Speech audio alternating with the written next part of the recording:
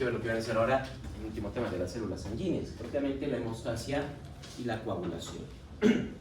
Sí les voy a recomendar que presten bastante atención a este tema. La primera vez que están viendo coagulación, la siguiente vez que vean va a ser directamente en patología. Primero, hemostasia significa propiamente la detención de las pérdidas sanguíneas. Esto se genera principalmente por 4 acontecimientos. Primero viene a ser el espasmo vascular, luego la formación del tapón plaquetario, tercero es la coagulación sanguínea y por último la proliferación del tejido fibroso. En lo que viene a ser propiamente el espasmo vascular, ustedes saben, siempre que se genera alguna lesión en un vaso sanguíneo se van a dañar primeramente las células endoteliales, lo que va a generar entonces la liberación de endotelina, una sustancia que se encarga de generar una vasoconstricción. A esto también debemos añadir que la lesión que se pueda generar en el músculo liso de los vasos sanguíneos también va a provocar entonces su contracción.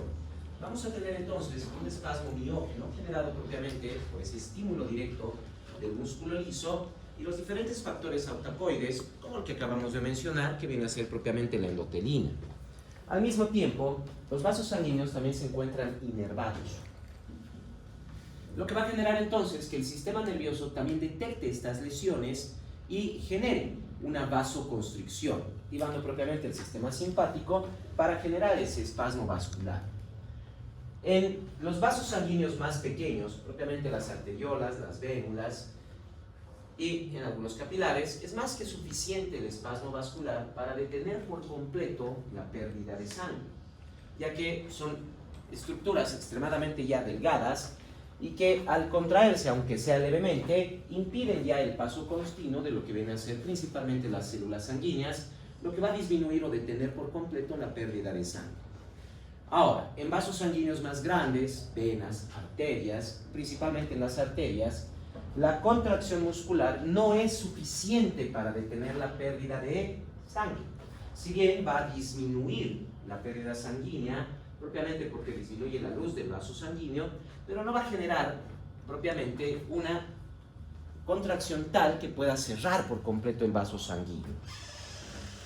Además, que no se olviden, en las arterias manejamos ondas de presión, se maneja una presión mucho más elevada en el torrente sanguíneo para poder detener esas pérdidas de sangre. Luego viene lo que viene a ser la formación del tapón plaquetario. Esto depende propiamente como función de lo que vienen a ser las plaquetas o trombocitos. Estas son discos de más o menos 1 a 4 micrómetros de diámetro. Los trombocitos, en primer lugar, no se olviden, provienen de una sola célula que es el megacariocito. Cuando el megacariocito ya está completamente maduro y listo para la formación de las plaquetas o trombocitos, el megacariocito lo que va a hacer es simplemente fragmentarse. Se va a fragmentar en múltiples células o propiamente múltiples fragmentos celulares. Cada uno de estos va a formar una plaqueta o trombocito. Existen aproximadamente unos 150.000 a 300.000 plaquetas por mililitro de sangre. Su citoplasma tiene una buena cantidad de actina, miosina, tromboastemina. Hay restos del retículo endoplasmático y el aparato de Golgi que van a contener una gran cantidad de calcio necesaria para sus funciones. No se olviden, tenemos aquí la actina y la miosina también.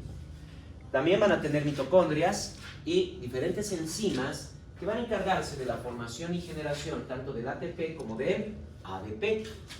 También presentan prostaglandinas, factor estabilizador de fibrina y factor de crecimiento, que es el que va a estimular la reparación del tejido después de que se ha formado propiamente el tapón plaquetario y se ha detenido las pérdidas de sangre.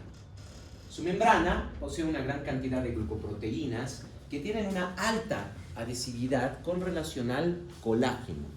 Estas glucoproteínas que forman parte de la membrana de las plaquetas son atraídas fácilmente hacia el colágeno, lo que quiere decir que la presencia de colágeno cerca de las plaquetas directamente las puede activar y empezar lo que viene a ser la formación del tapón plaquetario. Por otro lado, también en su membrana vamos a encontrar una gran cantidad de fosfolípidos que van a facilitar también la adhesión y el movimiento de las plaquetas para formar el tapón plaquetario. Como son fragmentos celulares, no poseen un núcleo, si bien tienen algunas organelas, pero no tienen los sistemas necesarios para repararse. Por eso las plaquetas no van a tener mucho tiempo de vida. Su semivida es de aproximadamente unos 8 a 12 días. Quiere decir que en promedio, cada 10 días cambiamos por completo toda la cantidad de plaquetas o trombocitos que se encuentran en el torrente sanguíneo. En el momento en que se genera la activación de las plaquetas, ya sea por múltiples factores, pueden ser factores dentro del torrente sanguíneo, puede ser que se encuentren con el colágeno, pueden chocar entre ellas las plaquetas, o cualquier otra modificación, inmediatamente se va a generar la activación plaquetaria. Lo primero que va a pasar es que va a generarse una forma irregular en las plaquetas. Como tienen actina y miosina, al activarse, estas fibras, que habíamos visto también en la contracción muscular, empiezan a deslizarse entre sí y van a generar entonces que las plaquetas empiecen a tener formas irregulares con prolongaciones de su membrana en forma de pseudópodos. Estos pseudópodos son los que van a permitir que las glucoproteínas y los fosfolípidos de las membranas celulares puedan adherirse entre sí, así como también al colágeno. De tal manera que las plaquetas no solo van a empezar a agruparse, sino que empiezan también a adherirse a el borde de la lesión del vaso sanguíneo, facilitando lo que viene a ser el tapón plaquetario. A medida que van adhiriéndose las plaquetas, esta contracción de la actina y la de miosina va a liberar una gran variedad de factores o sustancias que se encuentran en las plaquetas. Liberación de factores que van a ayudar en la adhesión, por ejemplo, donde incluso puede ayudarse con una pequeña liberación de colágeno y del factor de von Willebrand, así como también gran cantidad de ADP que ayuda en la activación plaquetaria y propiamente en su adhesión, y el tromboxano A2, que se encarga también de facilitar la adhesión plaquetaria y que también puede facilitar que la vía de los tromboxanos, también el A1, faciliten también mayor activación plaquetaria. Lo que quiere decir que a medida que se va añadiendo plaqueta sobre plaqueta, va liberando mayor cantidad de sustancias que activan y atraen una mayor cantidad de plaquetas. O sea, se genera una retroalimentación positiva. Entonces, van a empezar a adherirse sucesivamente más plaquetas y más plaquetas. Una sola puede haber sido la que haya iniciado la agregación plaquetaria, pero al liberar estos factores, factor de von Willebrand, tromboxano A2, los factores de adhesión, etc., más plaquetas van a empezar a activarse y van a empezar a añadirse sobre esta misma, haciendo que el tapón plaquetario empiece a crecer. Entre mayor cantidad de plaquetas se vayan agregando, mucha mayor facilidad para detener la pérdida de sangre. Básicamente, como tratar de tapar un espacio, por ejemplo la puerta, con una gran cantidad de ladrillos. Cada vez vamos colocando más ladrillos hasta que ya no hay más espacio para poder pasar. Eso es lo que va a pasar directamente con las plaquetas. Pero esta agregación plaquetaria no puede ser permanente, ya que eventualmente las plaquetas van a perder por completo lo que viene a ser el ATP, van a perder además las diferentes sustancias, enzimas, calcio que se encuentra en ellas. Lo que va a generar entonces que las fibras de actina y de miosina empiecen a separarse. Las plaquetas van a adquirir una forma más redondeada, más como disco, más lisa, y podrían empezar a desprenderse, podrían empezar a separarse del tapón plaquetario, lo que provocaría también nuevamente mayor pérdida de sangre. Es ahí donde viene el tercer evento, propiamente la coagulación sanguínea. A las plaquetas se tiene que añadir entre ellas y alrededor de ellas una red proteínica que va a facilitar la consolidación del coágulo sanguíneo. Consolida propiamente el tapón plaquetario, facilitando entonces que no solo se detenga la pérdida de sangre, sino que las plaquetas ya no puedan liberarse. Se mantiene ese tapón en forma de lo que viene a ser un coágulo sanguíneo, evitando cualquier pérdida de sangre. La coagulación sanguínea es un proceso químico que depende mucho del grado de lesión.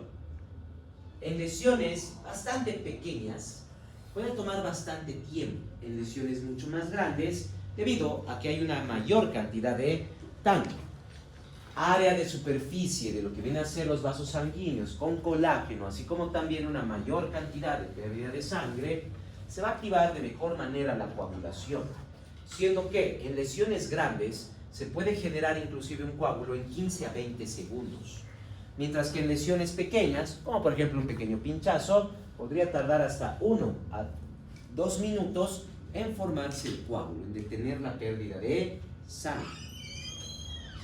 La coagulación va a depender de la activación de lo que vienen a ser los factores de coagulación.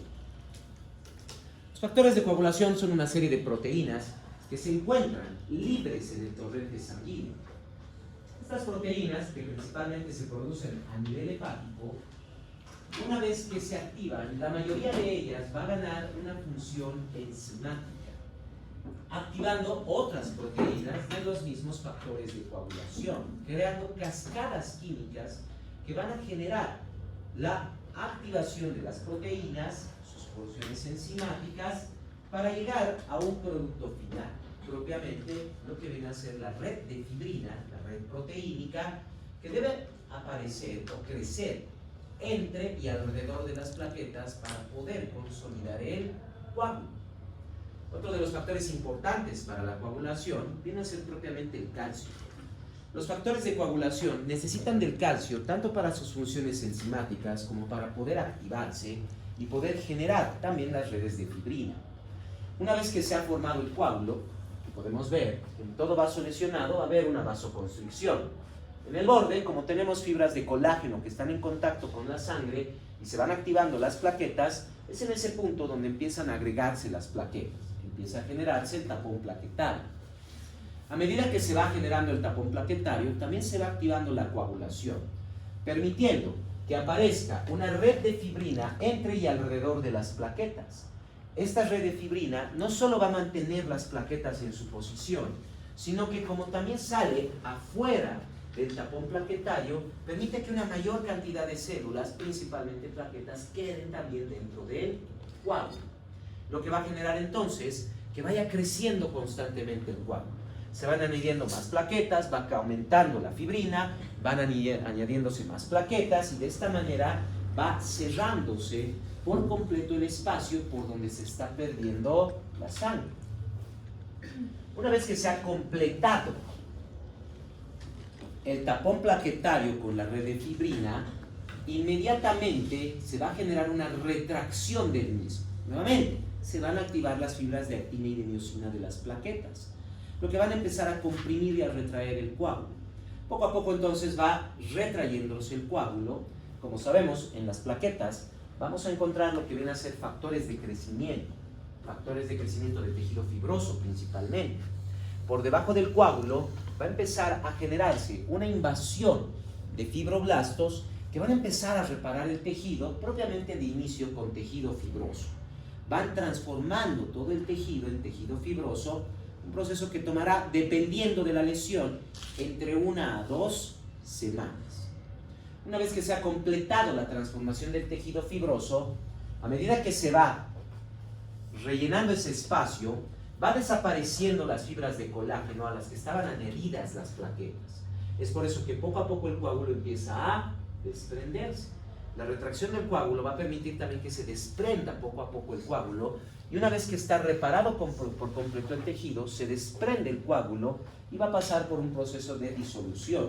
Las diferentes enzimas que se encuentran en el cuerpo, en los líquidos corporales, así como los macrófagos, se van a encargar de ir descomponiendo y disolviendo el coágulo, siempre y cuando esté dentro del cuerpo.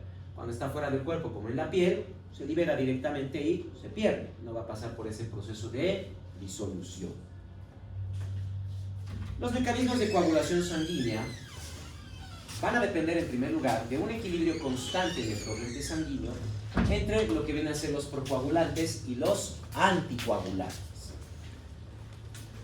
Es muy probable que por diferentes situaciones pueda empezar a generarse un coágulo dentro del torrente sanguíneo. Además, tomemos en cuenta que en algunas partes la fuerza de compresión que se tiene sobre la sangre, por ejemplo en el corazón, es bastante intensa. En algunos vasos sanguíneos son bastante tortuosos. Podría generar en algún momento que se empiece a generar una coagulación. Es por eso que dentro del cuerpo no solo tenemos los factores de coagulación, las plaquetas y sustancias que van a facilitar la coagulación, sino que también tenemos mecanismos para prevenir esa coagulación. Una vez que se activa la coagulación, van a pasar 3 etapas en primer lugar. La activación de los factores de coagulación, que van a pasar principalmente por 2 vías, que vamos a ver en un momento. El objetivo de cada una de estas 2 vías químicas es generar propiamente lo que viene a ser el activador de protrombina. Ahí termina la primera etapa de los factores de coagulación. Una vez que se ha generado el activador de protrombina, vienen las 2 otras etapas. La segunda es que la protrombina se va a transformar en trombina, y la tercera etapa, la formación del fibrinógeno, que se genera propiamente gracias a estos factores de coagulación presentes en el torrente sanguíneo.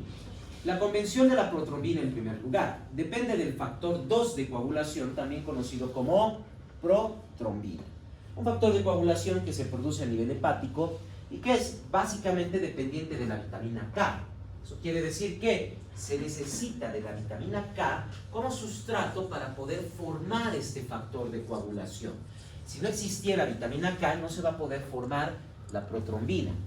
El activador de la protrombina lo que va a hacer básicamente es transformar la protrombina en trombina. Para esto, incluso también utiliza el calcio iónico del torrente sanguíneo. Está activando a la protrombina, quiere decir, le está dando una función enzimática. Una vez que la trombina ya se encuentra activada, ahí completamos lo que viene a ser la segunda etapa de la coagulación. Va a generarse entonces la última etapa, lo que viene a ser la formación de las redes de fibrina. La trombina, como tiene una función enzimática, va a actuar sobre el fibrinógeno, otro de los factores de coagulación que se encuentra a nivel del torrente sanguíneo, que también se forma a nivel hepático. La trombina lo que va a hacer es quitarle 4 aminoácidos al fibrinógeno, y esta molécula se va a transformar entonces en lo que viene a ser el monómero de fibrina. Pequeñas hebras de tejido fibroso, fibrina principalmente, que van a empezar a enredarse entre sí gracias a la presencia del calcio en el torrente sanguíneo. El calcio iónico, al unirse al monómero de fibrina, le va a generar, 1, más resistencia, y 2, le genera mayor adhesividad. Entonces, los monómeros de fibrina, estos pequeños filamentos, empiezan a enredarse entre sí. Básicamente, ¿cómo funciona la formación de un hilo? Tenemos pequeñas fibras de algodón, ¿y qué hacemos? Las enredamos entre sí para formar un hilo. Este hilo va a ser propiamente las hebras de fibrina. O sea, ya tenemos propiamente la fibrina que va a formar esa red proteínica que va a crecer entre las plaquetas y alrededor de ellas para ayudar en la formación y consolidación del coágulo. La red de fibrina, las hebras de fibrina, por el estímulo de la trombina y el factor estabilizador de fibrina activado, van a ganar también una gran cantidad de adhesividad. Van a empezar a unirse entre sí. Pero, como estamos hablando de hebras de fibrina, van a empezar a entrecruzarse, generando una red. Esa es la red de fibrina que va a generarse entre y alrededor de las plaquetas para facilitar propiamente la formación del coágulo y la consolidación del mismo. El coágulo sanguíneo entonces va a depender de que exista esta red de fibrina, que va a tener una alta adherencia, como les había dicho, facilita mayor agregación plaquetaria. Va aumentando la fibrina, van aumentando las plaquetas, va aumentando la fibrina, siguen aumentando las plaquetas. Es un sistema de retroalimentación positiva. Esta retroalimentación positiva, sabemos, si no tienen un control, van a generar un círculo vicioso que puede llevar a la muerte. Si no se detiene esa retroalimentación positiva, hay una altísima probabilidad de que empiece a generarse coágulos sanguíneos en todo el torrente sanguíneo, coagulando por completo la sangre y deteniendo el flujo de sangre a cualquier tejido. Es por eso que debe controlarse. Y la única forma de detener el proceso de retroalimentación positiva de la coagulación es deteniendo la pérdida de sangre. Una vez que se ha detenido la pérdida de sangre, ya no hay mayor estímulo.